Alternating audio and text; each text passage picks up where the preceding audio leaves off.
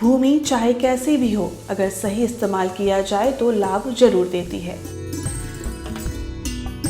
कृषि विभाग राज्य के किसानों को हर प्रकार की जमीन पर कृषि कार्य के लिए सुविधाएं उपलब्ध करा रही है।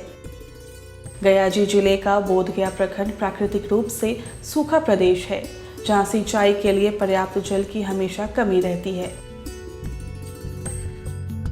ऐसे में यहाँ के किसानों की अधिकतर भूमि बंजर रह जाती है। कृषि विभाग गयाजी द्वारा ऐसे किसानों का समूह बनाकर उन्हें सूक्ष्म सिंचाई पद्धति अपनाकर सब्जी एवं फलदार पौधे लगाने के लिए प्रेरित किया जाता है। गया जिले में जो हमारा खास करके झारखंड का जो सीमावर्ती क्षेत्र है, वहाँ पानी की बहुत समस्या है और पहाड़ी क्षेत्र रहने के कारण और टेम्परेचर भी ज़्यादा रहता है, जिसके कारण पानी जो है लगातार जलस्तर नीचे जा रहा है। इसके लिए हम लोग कृषकों को बेहतर तरीके से कैसे सिंचाई की सुविधा उपलब्ध हो, इसके लिए पर ड्रॉप मोर क्रॉप जो स्कीम है पीडीएमसी के तहत ड्रिप और स्प्रिंकलर का बेहतर प्रशिक्षण जो है उनके प्रक्षेत्र पर किया जा रहा है। जो ड्रिप और स्प्रिंकलर के माध्यम से लगातार जो है सभी किसानों को प्रशिक्षण दे करके प्रशिक्षण करा रहे हैं और साथ में जो है उद्यान विभाग से उनको ड्रिप और स्प्रिंकलर का लाभ भी दे पा रहे हैं। कुरमामा ग्राम के ऐसे ही एक किसान हैं वीरेंद्र कुमार, जो कुरमामा कृषक हित समूह के सदस्य हैं। इस समूह में कुल 25 सदस्य हैं। विभाग की योजना के अनुसार सभी सदस्य कृषकों ने फलदार पौधे एवं सब्जियों की खेती शुरू की है। इसमें वीरेंद्र जी मुख्यतः पपीता की खेती करते हैं। इन्होंने 4 बीघा जमीन लीज पर लेकर खेती शुरू की है। मैं कुरमामा कृषक समूह का सदस्य हूँ, जो कि बोधगया प्रखंड के अंतर्गत आता हूँ। जी यही सब सर पिछले साल पपीता लगाए थे जो कि अब लास्ट स्टेज पे है। उसके बाद बंदा गोभी है, गोभी है। वीरेंद्र जी को रेड लेडी प्रजाति के 400 पौधे अनुदान स्वरूप प्राप्त हुए हैं। सिंचाई के लिए इन्होंने ड्रिप इरिगेशन अपनाया है, जिसमें पानी बूंद बूंद करके पौधों की जड़ों में जाता है और जितनी जरूरत होती है उतना ही पानी खर्च होता है। सिंचाई के लिए ड्रिप और बोरिंग भी वीरेंद्र जी को 80% अनुदान में प्राप्त हुआ है। पपीते का हर पेड़ करीब 60 किलो फल देता है, जिससे लागत की अपेक्षा मुनाफा काफी अच्छा होता है।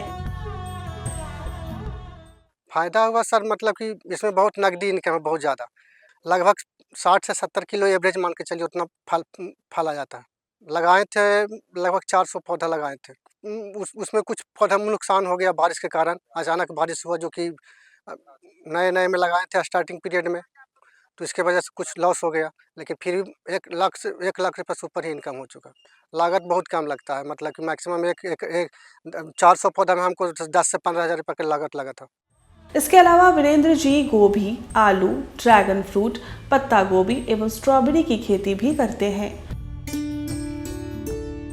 इन्होंने सब्जी की खेती में भी सूक्ष्म सिंचाई का ही सहारा लिया है, जिससे कम पानी में फसल बहुत अच्छी आई है।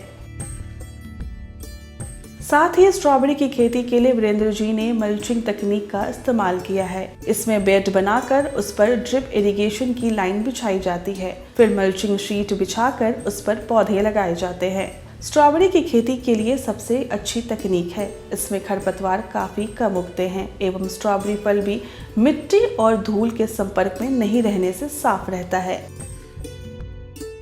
ड्रिप से यह होता है कि पानी का एक तो बचत होता है, दूसरी में पानी पटवन होता है। जब फ्लूक होता है, बिल्कुल जितना पौधा को पानी चाहिए उतना नहीं मिलता है। उससे पानी पौधा को होता है कि मतलब किसी तरह का नुकसान नहीं होता है। अभी मतलब गोभी है, स्ट्रॉबेरी है, खीरा लगा हुआ है, पपीता जो कि लास्ट स्टेज पे है, बंदा गोभी है, आलू है। बस यही इनकम, मतलब कि लगभग पर डे के हिसाब से देखते हैं तो उतना एवरेज नहीं निकालते हैं, लेकिन 1000, 1500, 500, 800 मतलब कि डेली की इनकम हो जाता है। इस प्रकार सरकार की योजनाओं का लाभ उठाकर वीरेंद्र जी और गया जिले के अन्य किसान आज सूक्ष्म सिंचाई प्रणाली का इस्तेमाल कर अच्छी उपज प्राप्त कर रहे हैं।